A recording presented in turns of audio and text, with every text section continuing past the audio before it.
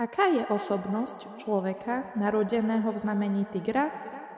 Na východe symbolizuje tiger moc a silu, neskrotnú vášeň, odvahu a trúfalosť.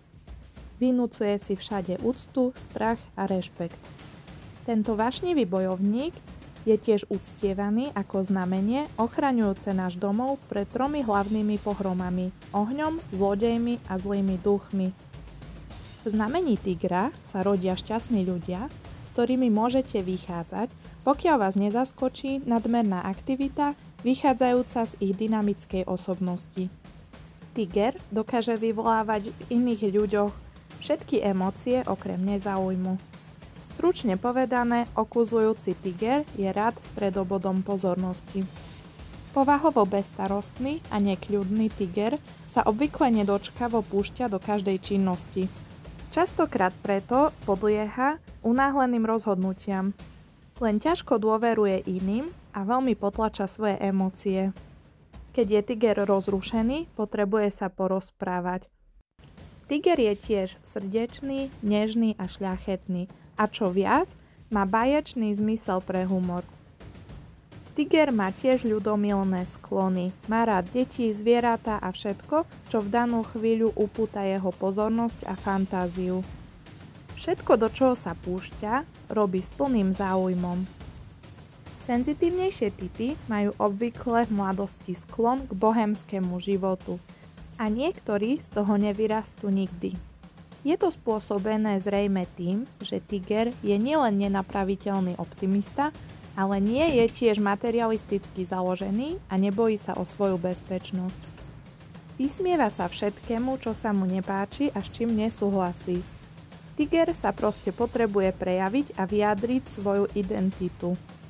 Avšak aj napriek nedostatkom sa nedajú tigri nemilovať.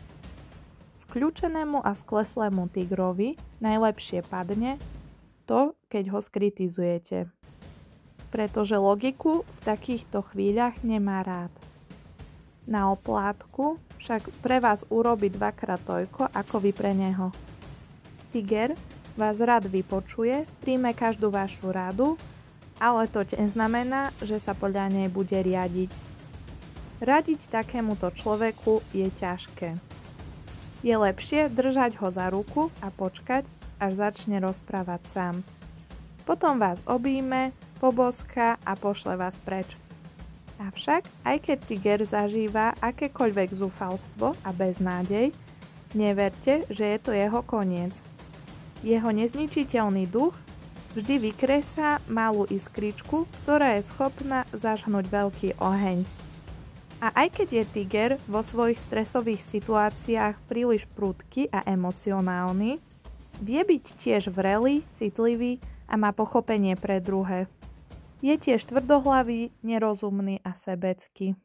Žena v znamení tigra má žiarivý šarm a vyžaruje zvláštny lesk.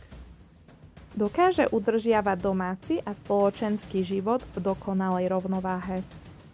Starostlivá, citlivá, energická, plná života a absolútne odzbrojujúca, chová sa ako malé zlaté mačiatko. Ale pozor na pazuríky, ktoré si pre prípad potreby udržuje nabrúsené. Tigrice sa radi nechávajú hýčkať. Neustále sa sťažujú, že nemajú čo na seba. Vynikajúcim spôsobom vedia vychádzať s deťmi. Vedia si zo seba tiež urobiť srandu. Prispôsobuje všetky pravidlá v svoj prospech. Možno preto ju všetky deti tak milujú. Dovolí im jesť sladkosti pred obedom, dostanú dvojitú porciu zmrzliny a môžu sa pozerať na televíziu, ako dlho chcú. Avšak, hneď ako deťom ukáže, ako ich má rada, zaistí dodržiavanie stanovených zásad. Zaisťuje, aby sa deti sami snažili o dobré chovanie. Podobne, ako je človek narodený v znamení draka a kohúta, lípne tiger prehnane na svoju vlastnú dôstojnosť. Pokiaľ je zranené jeho bytostné ja, potom pre neho peniaze, moc a sláva neznamenajú nič. V túžbe po pomste zajde akokoľvek ďaleko. Tiger sa môže premeniť na najpodlejšieho a najmalichernejšieho tyrana, s akým ste sa vôbec kedy stretli. Tiger najviac nenávidí, keď je ignorovaný. Paradoxne sa v povahe tigra mieša nerozvážnosť a zbrklosť a na druhej strane váhavosť a nerozhodnosť. Pokiaľ však nájde rozumnú strednú cestu, dosiahne tiger v živote fantastické úspechy. Tiger je v svojej podstate romantický, je hravý, vášnivý a ešte k tomu aj sentimentálny. Milovať ho je skutočným zážitkom. Tiger tiež žiarlý, je sebecký a diktatorský, hadavý a neznesiteľný.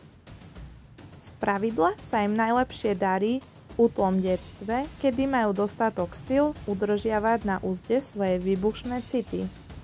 Staroba ho čaká kľudná, pokiaľ sa dokáže vzdať vždy prvého miesta, prvého sedadla, výlučne v prvej rade, čo je však pre tigra veľmi obťažné.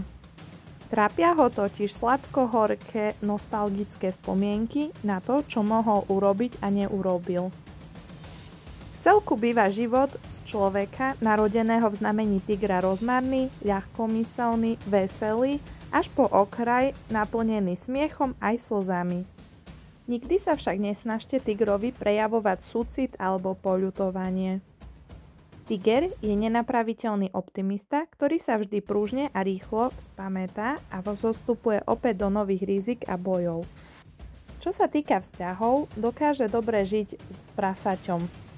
Čestné a dobromyselné prasiatko doplňuje a vyrovnáva tigrovú prudkosť a unáhlenosť a dodáva mu pocit stability a bezpečia.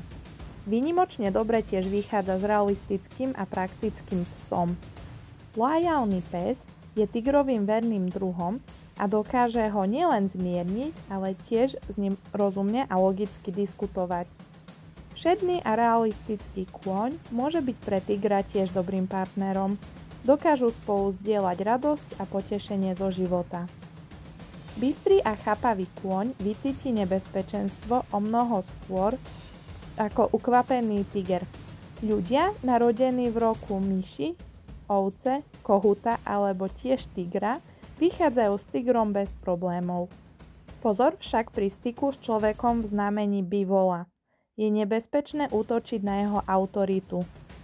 Tento jedinec je pre tigra príliš tvrdý, vážny a nekompromisný a pri spoločnej konfrontácii bivol utopí tigra v krvi. Tiež zväzok tigra s hadom nejde odporúčať, pretože jediné, čo majú títo dvaja spoločné, je ich nedôverčivá a podozrievavá povaha.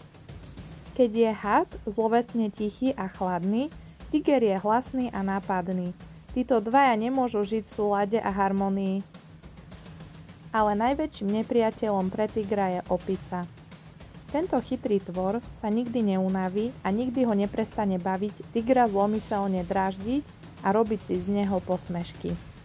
Tiger potom stráca svoju výbušnosť a urobí zo seba hlupáka. A aké je dieťa narodené v znamení tigra? Dieťa narodené v znamení tigra je súčasne veľkou radosťou a anielským tyranom. Srší aktivitou, neustále sa vrhá do víru života a presne vie, čo sa kde deje. Je to okuzujúci, veselý a sebavedomý človečik a nič ho nedonúti, aby sa držal pozadu. Jeho neukojiteľná a dychtivá zvedavosť ho núti vrchať sa do všetkého, čo sa hýbe. Vďaka čomu sa častokrát dostáva do nepríjemných a nebezpečných situácií. Rado vyvádza, potrebuje vrieskať, jačať, naháňať sa a zbožňuje drsné hry. Podobne ako dieťa v znamení draka môže aj malý tiger tyranizovať a utláčať menej agresívne deti. Zároveň však sebe priťahuje ľudí s hrejivým teplom a srdečnosťou, láskyplnou, nežnou a družnou povahou. Dieťa narodené v znamení tigra vyjadruje svoje pocity priamo a veľmi otvorene. Budete sa musieť vyrovnávať s jeho úprimnými a otvorenými názormi o všetkých a o všetkom. Malému tigrovi sa nepáči, keď má niekto pred ním tajnosti pretože aj svoje tajnosti ťažko uchováva. Jeho vyzývavosť, smelosť a schopnosť presadzovať názory nemôžete nechať bez kontroly. Inak sa z neho stane drzý a nevychovaný fracek. Treba ho viesť k seba ovládaniu a kompromisom. Malý tiger bude každý deň skúšať hranice vašej trpezlivosti.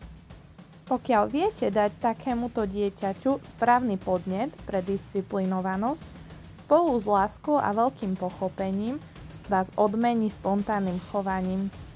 Život s tigrom nie je jednoduchý, ale bez neho by bol príliš prázdny. Mať dieťa narodené v znamení tigra je samo o sebe šťastím. A aký bude rok tigra? Tento rok bude určite výbušný. Tento rok začína veľkým treskom a končí fňukaním. Rok je nepríjemný, priamo predurčený pre vojny, nešťastie, katastrofy všetkého druhu. Je to však tiež rok veľký a neohrozený, intenzívne kypriaci životom. Nič sa nedeje skromne a nesmelo. Všetko dobré aj zlé je dovedené do extrémov. Je ľahké získať bohatstvo a dojsť k šťastiu, ale tiež o všetko prísť. Ľudia v tomto roku jednajú impulzívne a púšťajú sa do bláznivých podnikov. Priateľstvo, spoločné podnikanie a obchodné transakcie vyžadujú vzájomnú dôveru a spoluprácu. Na druhej strane môže temperamentný tiger vniesť nový život do vecí, ktoré sa zdajú stratené.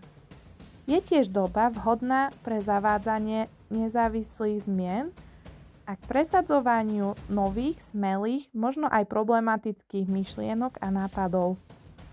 Horúca hlava, charakteristická pre tigra, sa bez pochyby prejaví v živote každého z nás. Pre tento absolútne nevypočítateľný rok mám pre vás iba jednu stručnú radu. Spoliehajte sa vždy na svoj zmysel pre humor a nechajte všetkému voľný priebeh. Ďakujem za pozretie videa a nezabudnite dať like a odber.